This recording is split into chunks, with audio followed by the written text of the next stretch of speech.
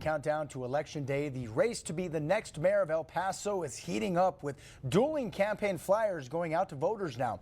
ABC 7's Andrew J. Polk joins us live in the studio with more. Andrew?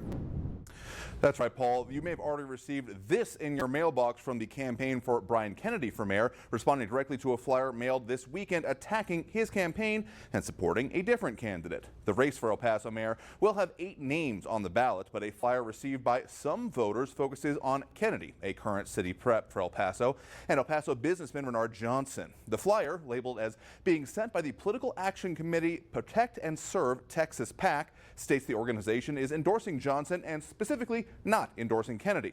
The flyer has a list of criticisms and claims of Kennedy styled as a, quote, background report, including his record on taxes, ethics complaints, and more. Kennedy denies the characterizations from the PAC and says it led him to put out his own campaign flyer now. I had said from the very beginning that I was never going to throw the first punch. I wanted to talk about issues.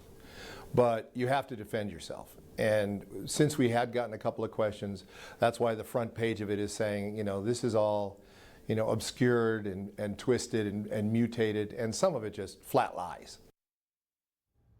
Now, the PAC's website says it supports candidates that back public safety and first responders. A spokesperson for the El Paso Municipal Police Officers Association says they're not associated with the PAC and have not made any endorsements in this race. Now, coming up at 6, we'll have what Kennedy has to say in his flyer sent out just yesterday and what the Johnson campaign has to say in response so far. Reporting live in the studio, Andrew J. Polk, ABC 7. All right, Andrew.